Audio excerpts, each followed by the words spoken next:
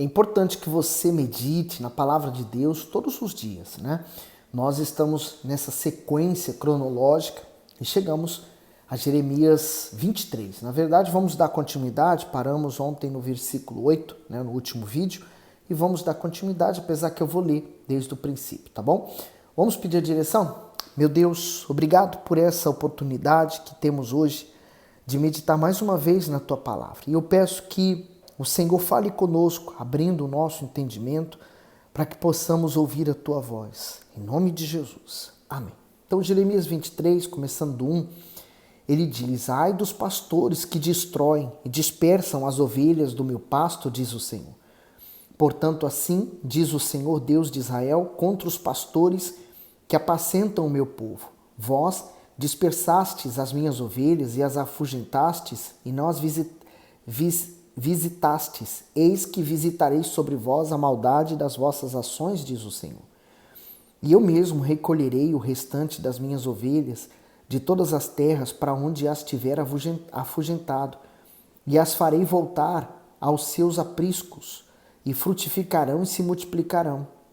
E levantarei sobre elas pastores que as apacentem, nunca mais temerão, nem se assombrarão, e nem uma delas faltará, diz o Senhor. Eis que vem dias, diz o Senhor, em que levantarei a Davi um renovo justo, e sendo rei reinará e agirá sabiamente, praticará o juízo e a justiça na terra. E nos seus dias Judá será salvo, Israel habitará seguro, e este será o seu nome com o qual Deus o chamará, o Senhor, justiça nossa.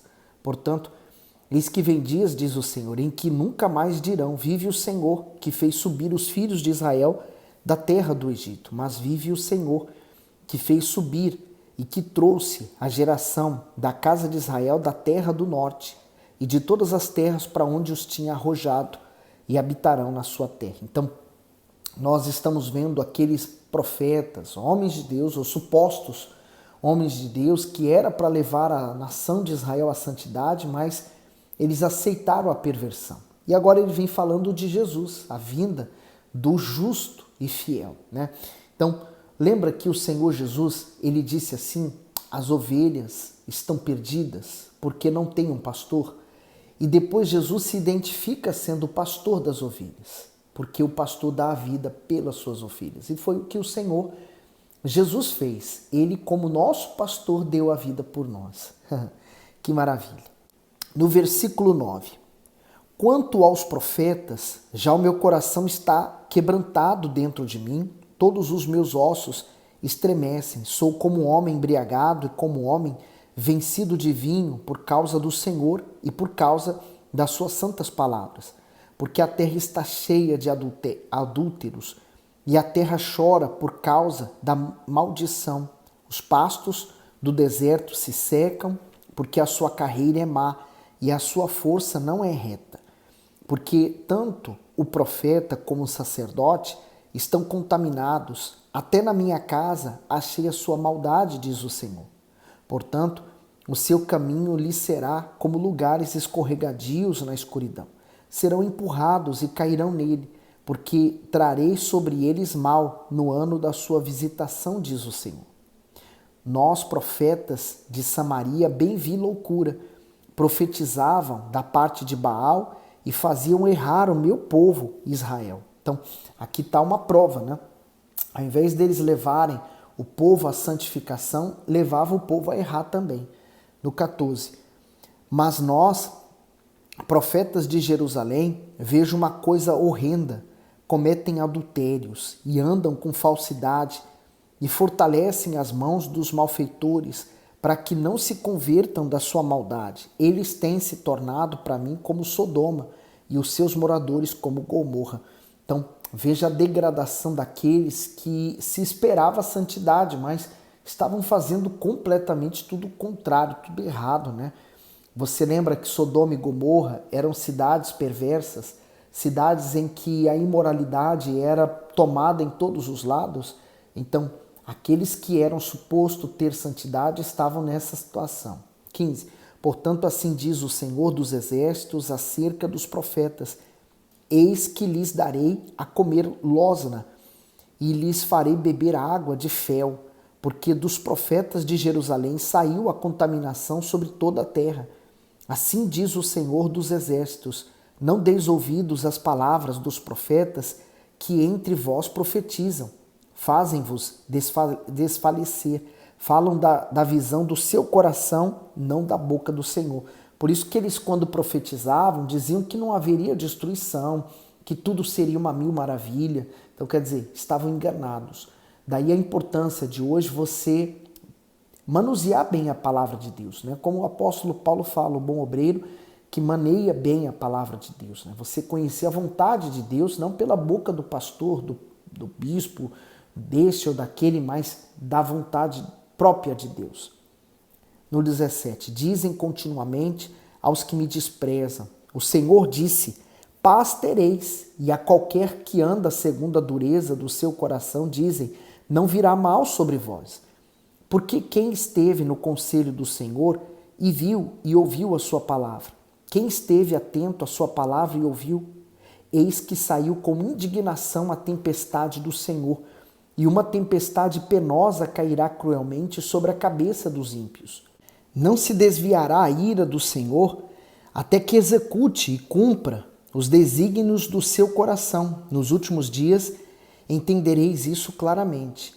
Não mandei esses profetas, contudo eles foram correndo. Não lhes falei, contudo eles profetizaram. Mas se estivessem estado no meu conselho, então teriam feito o meu povo ouvir as minhas palavras e o teriam feito voltar do seu mau caminho e da maldade das suas ações. Quer dizer, aquelas pessoas, se elas tivessem, se os profetas estivessem bem naquela altura, eles não deixariam o povo se corromper e manteriam eles no caminho da fé, o caminho direito. E aqui eles fizeram o próprio caminho, o caminho do coração. E quantas pessoas hoje, apesar de estarem na igreja, mas estão fazendo o caminho do seu coração, no sentimento.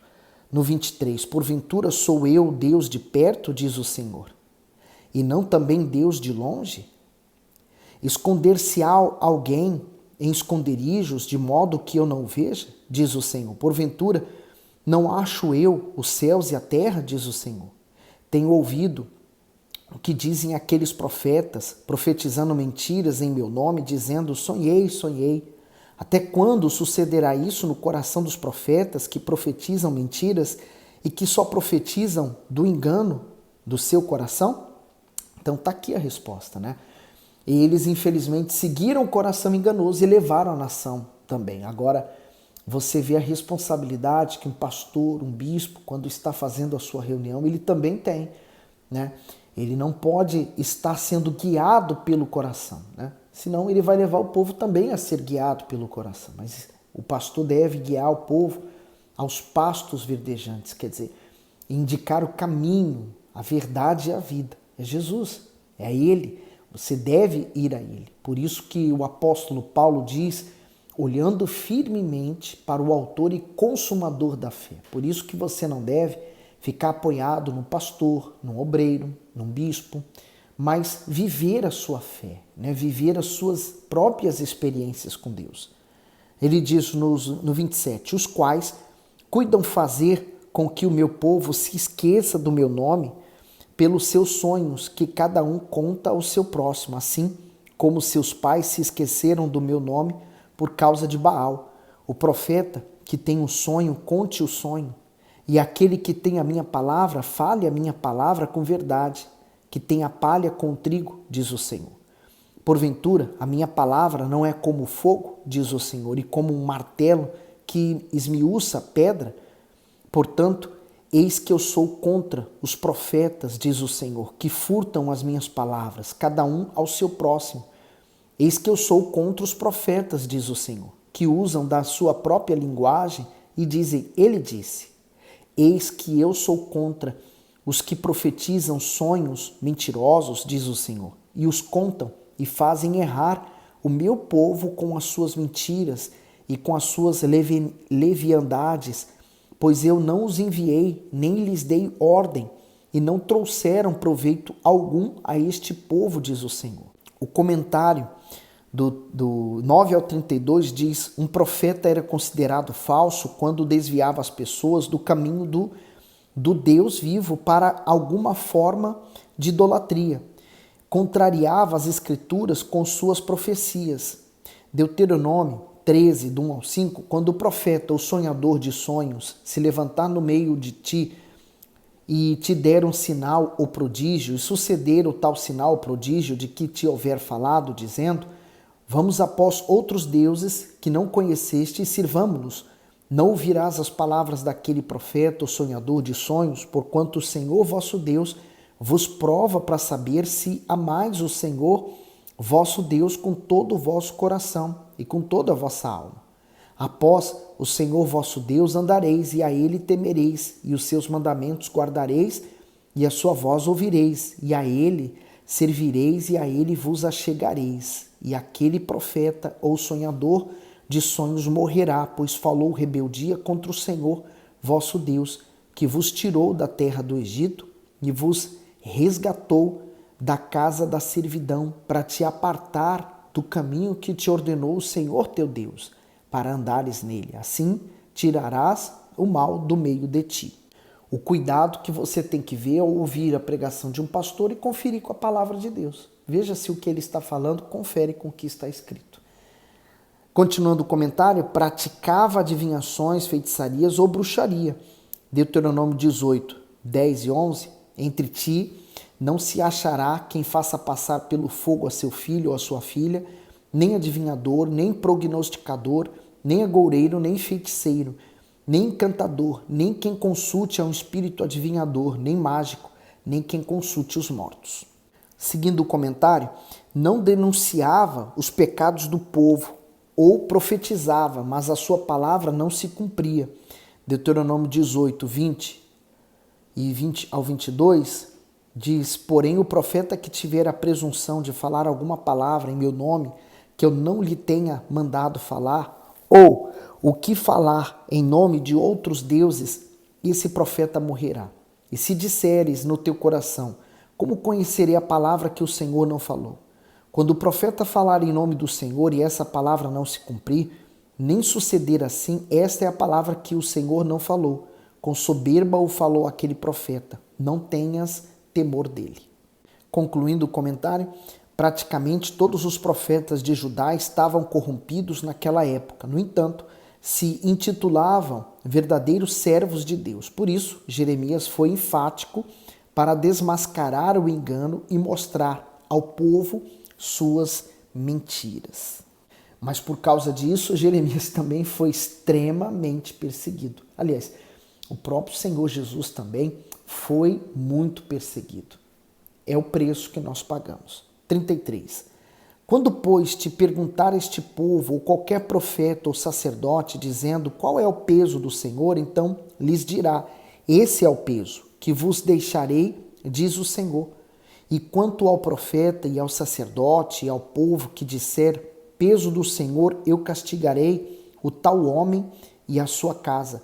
Assim direis cada um ao seu próximo e cada um ao seu irmão, que respondeu o Senhor e o que falou o Senhor, mas nunca mais vos lembrareis do peso do Senhor, porque a cada um lhe servirá de peso e a sua própria palavra, pois torcereis as palavras do Deus vivo, do Senhor dos exércitos, o nosso Deus.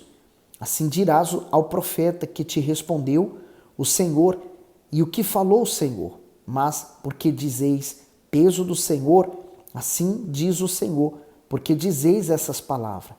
Peso do Senhor havendo-vos ordenado, dizendo, não direis peso do Senhor. Por isso, eis que também eu me esquecerei totalmente de vós e tirarei da minha presença a vós e a cidade que vos dei, e a vós e a vossos pais. E porei sobre vós perpétuo opróbrio e eterna vergonha que não será esquecida. O comentário diz: tirarei da minha presença. O povo não honrava o Altíssimo com temor e obediência. Em resposta a esse comportamento, ele deixaria de cuidar e de proteger a sua nação. Dessa forma, a terra fértil e boa, que fora entregue aos antepassados do povo como presente, seria dada a outros. A insatisfação de Deus era porque Israel e Judá, embora fossem repreendidas, continuavam obstinadas no pecado. Essas nações se tornaram um peso para ser carregado, já que havia esquecido a aliança com o Senhor, mas cobravam os privilégios dela. Portanto, qual era o peso do Senhor? Que Deus iria deixá-los. Né? Que é coisa pior do que isso, né? É Deus abandonar uma pessoa. É possível? Sim, quando essa pessoa se torna tão obstinada a fazer o errado, né? A consciência dela fica tão cauterizada que ela já não sente mais o erro como erro, ela acha que é normal. E aí, para essa pessoa, infelizmente, ela não consegue se recuperar. Se você ainda tem uma pontinha dentro de você acusando que você está errado, saiba que isso é uma luz de Deus dentro de você e provando que Deus ainda te ama e ainda quer cuidar de você. E você, está deixando Deus cuidar de você ou você vem resistindo a Deus? O apóstolo Pedro, se eu não estou em erro, eu posso estar errado, ou foi o apóstolo João, mas falou assim: resisti ao diabo, apóstolo João, resisti ao diabo e ele fugirá de vós. Mas não faça o contrário. Resista o diabo, você o vencerá com toda certeza, tá bom? Que Deus continue abençoando, põe nos comentários o que Deus falou consigo, dá o seu gosto, manda esse vídeo para alguém. Fique bem.